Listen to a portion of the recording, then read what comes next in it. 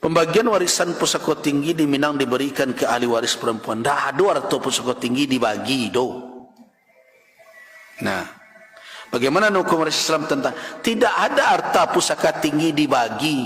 Jangan sabu ijo model itu difitnah awak de orang. Karena orang Minang sendiri banyak nan ndak tahu jo adainya. Nyo kecer atau pusaka tinggi dibagi dia geng ke pedusi. Bila lu harta pusaka tinggi dibagi, harta pusaka tinggi itu milik kaum. Kaum awak, suku awak. Ambo misalnya, mau Melayu. Nah, harta pusaka tinggi itu milik orang Melayu. Kalau toh kadi untuk kan biasanya parui surang-surang, nenek surang-surang. Kalau kini dibuat oleh sianu, itu bukan dibagi ke untuk inyo. Suatu saat mamak bisa saja menarik mali kan kena lain. Namanya ganggam bau untuk namanya. Jadi dia kecek awak nempunya. Kalau awak nempunya dia bisa awak menjual. Tidak bisa. Jadi tidak ada harta pusaka tinggi itu dan dibagi serupa faraid. Harta pusaka tinggi itu punya siapa? Punya kaum. Atau mana kau pedusi memaci laki-laki pi merantau dahulu. Tu kan mah banyak membawa sawah tu kan rantau. Nan tinggal di kampungan dan pedusi. Nah, tapi dia kau punya tidak. Pedusi dan berkuasa indah mamak dan matur. Mamak pedusi laki-laki. Ya sudah. Jadi tidak ada sebenarnya di Minang tu matriarkat. Kan orang kan tadi mengecekkan berkuasa perempuan di mana loh. Cuma kadang-kadang adik kau ada yang keliru dihamalkan ada. Kalau dulu mamak ketika masih menjalankan tugas dan fungsinya, tibonya ke rumah gadang. Rumah gadang itu kan isi banyak keluarga ya. Nah, makanya dulu orang anggan kawin sesuku. Maka itu orang sesuku itu dulu senineknya biasanya serumah gadang. Leka mungkin anak rumah nan di ujung, babi ini juga anak rumah di pangka, kama pulangnya. Nah, jadi dipantangkan bukan berarti haram. Tidak ketujuh. Artinya tidak disukai oleh orang tu. Maka dah disukai. Kini kan banyak aja tidak suka nikah. Ada orang kadang nama pantang je negara itu. Aku kesinan tak pulang dah.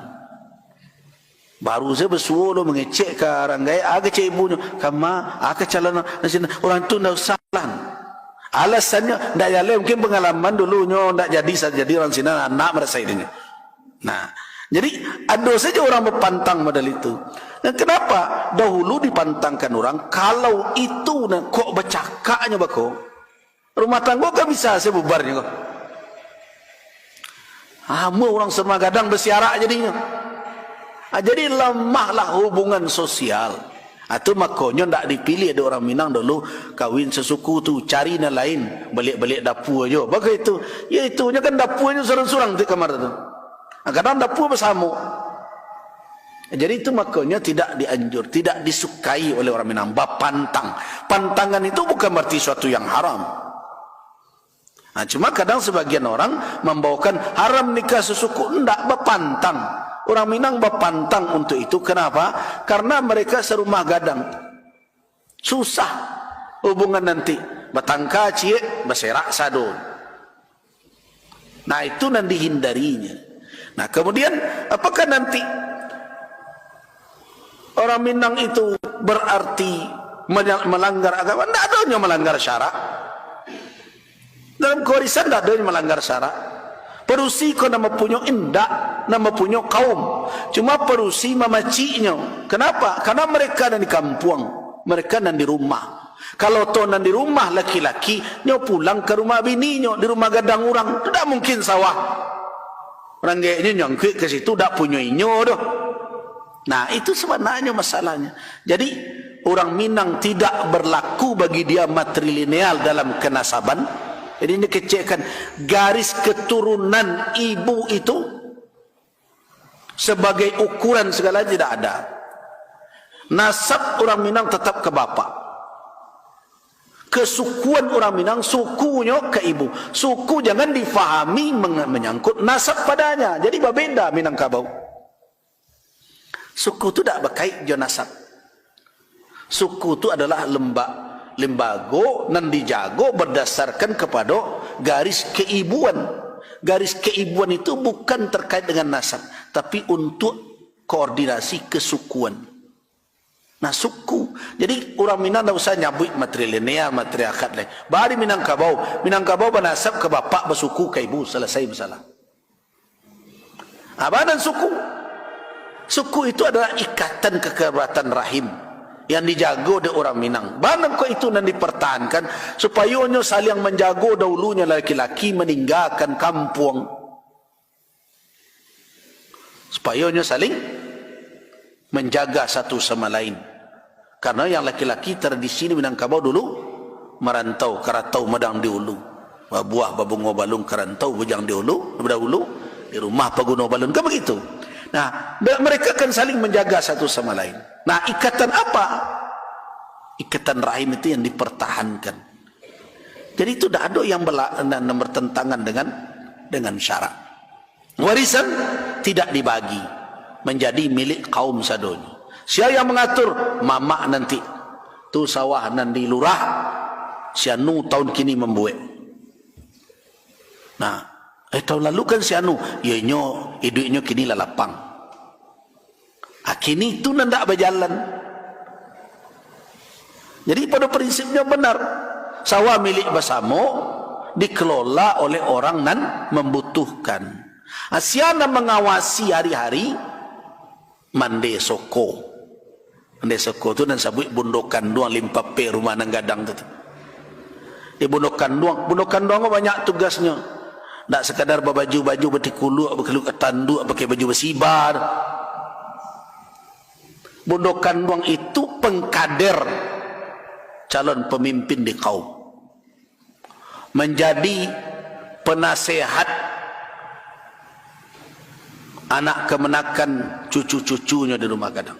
Itu karajo bundokan doang tu. Nah, termasuk juga sebagai tampik menitip kunci dek mamak, karena tak mungkin dia bawa ke rumah bininya tu. Nah, nan tua kalau nak memegang. Kalau ada tamu datang, lumbuang mana harus dibuka? Mamak nak apa kan? Kan biasanya rumah gadang ada lumbuang di mungkoni. Lumbuang banamu masing-masing. Lumbuang setangka lapa tak pernah dibuka kecuali di musim paceklik. Padi nan diletakkan di sini itu sebagai antisipasi keadaan. Ada lumbuang sebayau-bayau, ada setinjau lawi dan berbagai macam. Bila dibukanya, mamak nak marahkan. Ikon tu hari-harian. Makanya mamak itu kalau duduknya, maduknya ke mak. Maduknya ke bilik. Untuk tak bilik sini calik dah. Di samping bilik kan pintu ke dapur. Supaya nampak dia berasuk, nak berasuk dapur ke menakannya. Tu kok maduknya ke bilik mamak itu. Nan awak nan kalau orang nan pulang ke rumah gadang tu nan menjadi laki ya, suami, di mana duduknya? Membelakang ke biliknya. Jadinya di pintu kamarnya duduk. Itu filosofinya tu mamak makanya maduk. Nan pertama wilayah nan di rumah gadang nan sapaki budak maimbau itu salajang kudo malari itu salitak kuncang melopek itu wilayahnya tak ada wilayah orang Semando dulu. Orang Semando wilayah dalam kamar bini. Ko mamak nak berkuasa di situ. Nah, mamak akan mencalik ketika keluar kemenakan orang Semandonyo arifnya. Keluarga kemenakannya nan lain nan tidak berbagai macam. Hanya yang menentukan sawah dimudik untuk sianu, sawah dilurah sianu makai, ikut selama ikut lah membuat kini sawah dek kolah la iduknya lah lumayan alia ke sianu membuat le. Itu kerajaan mamak dulu. Nah kini itu hilang, jadi tak ada harta pusaka nan dibagi orang. Nah, bahkan harta nan habis pun kan kecil orang ada orang nan punah. Dan punah itu ada babalahan, ada orang kabuli dan berbagai macam. Indak nan sejangka, ada nan seto, ada nan setampuk dan berbagai macam. Jadi jangan dikatakan bahwa harta pusaka tinggi dibagi. Nah, wanita yang enggak bundokan